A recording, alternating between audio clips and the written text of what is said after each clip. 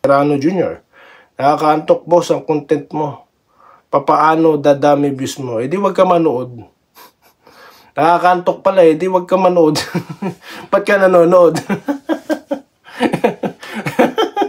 Fake news vlogger ka. Alam ko, isa ka sa mga pakawala ng fake news vlogger. Pupunta ka sa channel ko, maglalagay ka ng ganyang content. Kabobohan po yan, no? Kung di ka ba naman di nag-iisip, di ka pala na-entertain, ba't ka nanonood? O, clearly yan, gusto mo mabasa comment mo at makakuha ka ng madamay mo. Kaya dumami ang followers ko kasi ayaw nila ng mga fake news na tao. Mga peking balita ang ayaw nila, kaya nandito sila sa akin. Kaya kung ikaw naiinip ka, edi dun ka sa iba.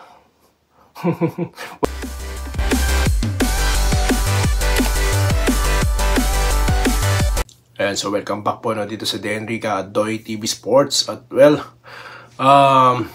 pag-usapan po natin itong pagkapanalo ng Barangay Ginebra, no? Congratulations, 2-0 na. At mga pa-shoutout, okay? So mabilis lang po ito. Bago po yan, mag-subscribe na po kayo, no? Kung di pa po kayo subscriber ng channel na ito. Okay. So, well, tulad nga po ng ating inaasahan, no? Panalo tayo, okay? So, at inaasahan din natin yung tag dito. Itong pagpalag ng Phoenix. Biruin nyo at half lamang pa sila ng isa, di ba?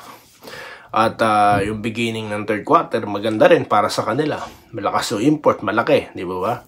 Tapos maganda rin nilaro ni Taffin, no? So, sa Barangay Ginebra naman, tulad po ng sinabi ko nun, pwedeng yung shooting neto ni Holt, hindi gumana. Pero, meron nga tayong iba pang mga players dyan. Katulad nga neto ni Thompson, di ba? Nakaraang laro, single point lang to, di ba? Naunguna si Holt. Tapos ngayon si Holt 5 lang. O, diba? So, hindi siya i-score. Mayroon naman isang i-score. Okay? Ganon din tong si Abarientos. Aba, ito si Rosario. Unti-unti na. Mukhang komportable na sa sistema. O, tignan nyo. Last game, ilan lang siya? Single points. Ngayon, 14 points na siya. Di ba? Si Aguilar, di nagpapahuli. Talagang ageless, 16 points. Okay, maganda rin po yung nilaro neto ni Ralph Koo. Biruin nyo, hindi nyo kailangan o hindi kailangan umiscore ng malaki neto ni Justin Brownlee. So yan po yung maganda. Pag umiscore na naman si Brownlee, sabihin na naman ng hater, umaasa sa import. So ngayon, maganda po ang sistema ngayon ng Ginebra, kumpleto sila. Kaya yan ang tinatawag na team play talaga. Okay?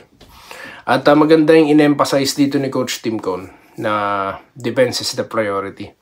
They can commit mistakes sa offensive end, pero sa defense hindi. Kasi nga, di ba, the defense is the best offense. Diyan ka kukuha ng score mo from the defense side, di ba? So, yun yung nangyari.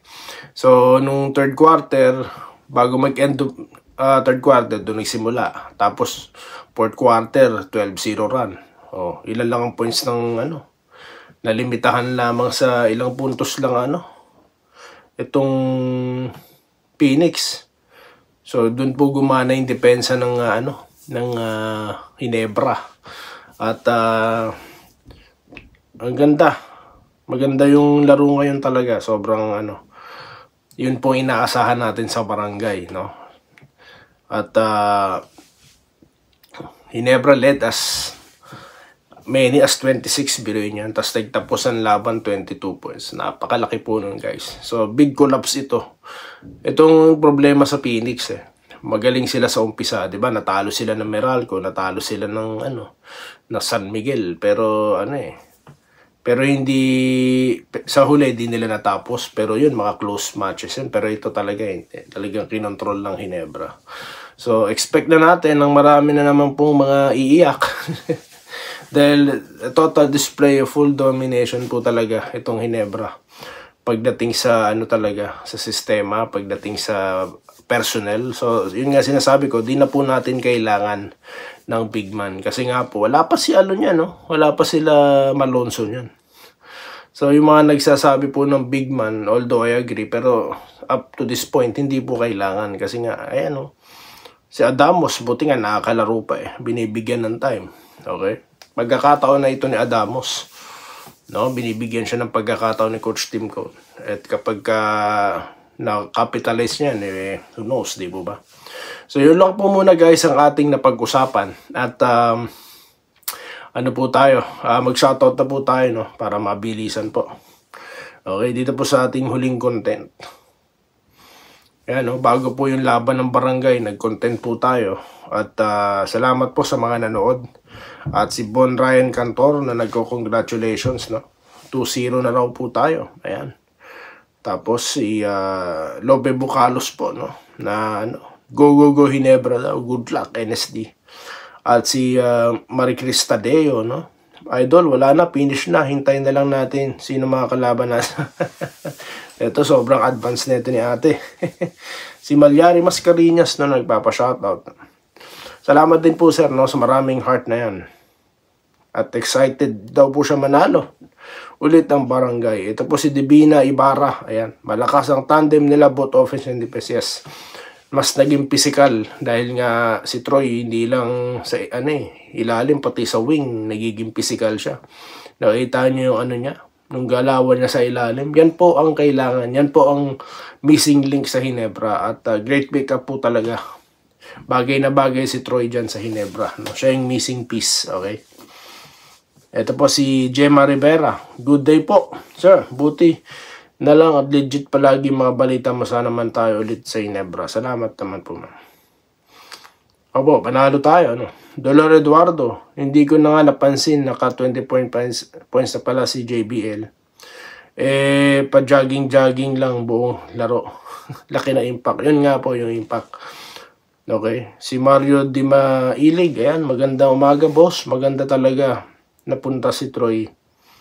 Dahil hindi lang kay Japet naka-focus yung defense. Tama po yun, sir. Tama. Kumbaga, wala eh. Lahat red sa kanila eh. No? Si Gerald Castillo, na nagpapa-shoutout po, no? Mga fans ng Ginebra from Tarlac at Angeles City, Pampanga. Ayan. At nagugudib po si Sir Dolor Eduardo at si Boss Chefron TV. Sabi ko na sa'yo, wala din si Baltasar.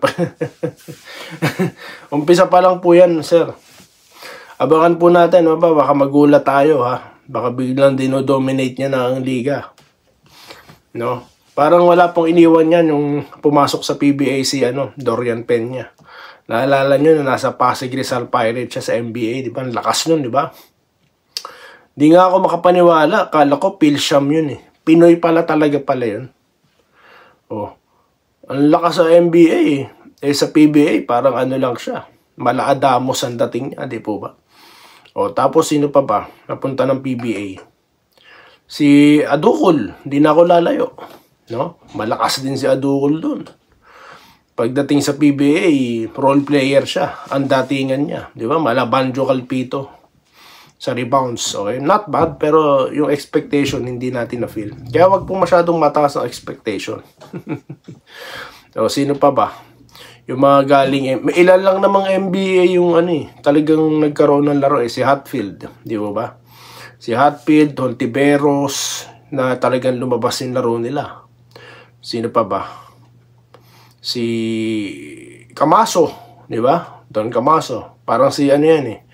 Parang si mas magaling nga lang itong si Oftana. Kasi sa height, di ba? Yan eh, 6'6", 6'7", pero nakakatira ng 3-point shots. Wing ang laro niya.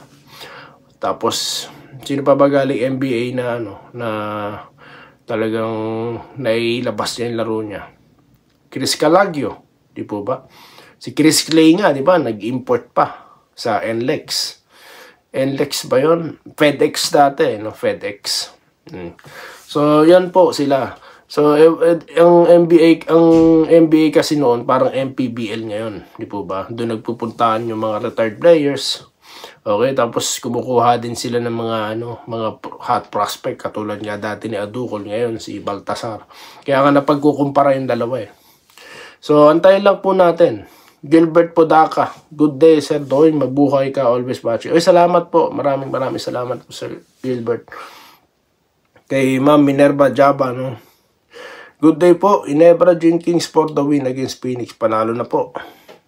Sandy Espion. Idol pa shoutout naman dyan. From San Pablo, Laguna.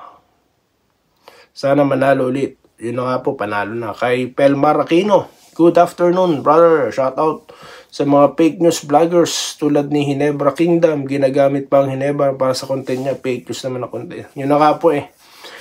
Kaya nagtataka pa rin po ako sa mga pumapasok dun eh.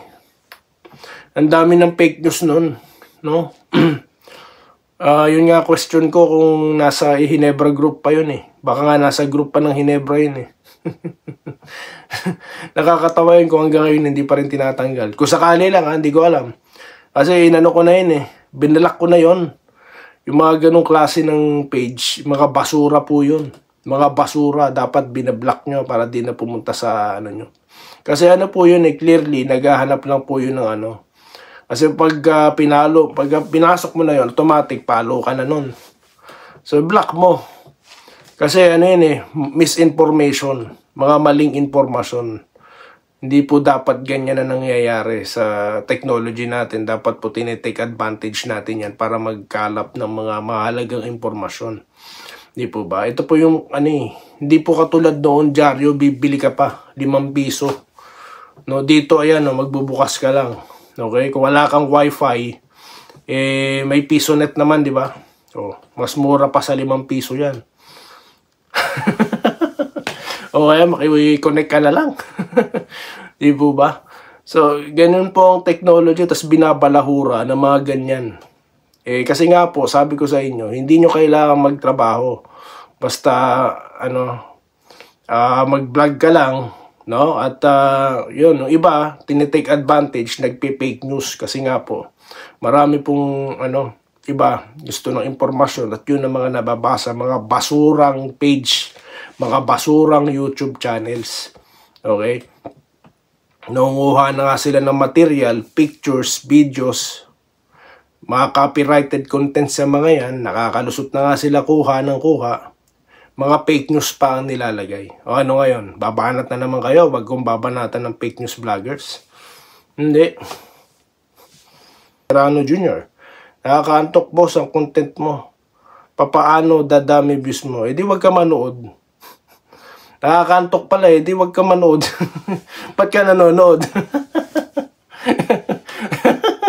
Fake news vlogger ka. Alam ko, isa ka sa mga pakawala ng fake news vlogger. Pupunta ka sa channel ko, maglalagay ka ng ganyang content.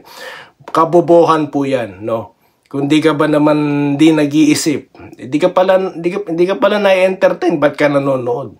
O, clearly yan, gusto mo mabasa comment mo at makakuha ka ng madamay mo. Kaya dumami ang followers ko kasi ayaw nila ng mga fake news na tao. Mga peking balita ang ayaw nila, kaya nandito sila sa akin. Kaya kung ikaw naiinip ka, edi dun ka sa iba. Huwag kang kukuha ng damay dito sa channel ko. Tama po guys, no, ang ating content dito, no. At muli, maraming salamat po guys, no, sa inyong panonood. Salamat po sa panonood. Subscribe na para sa mga susunod na basketball at boxing videos.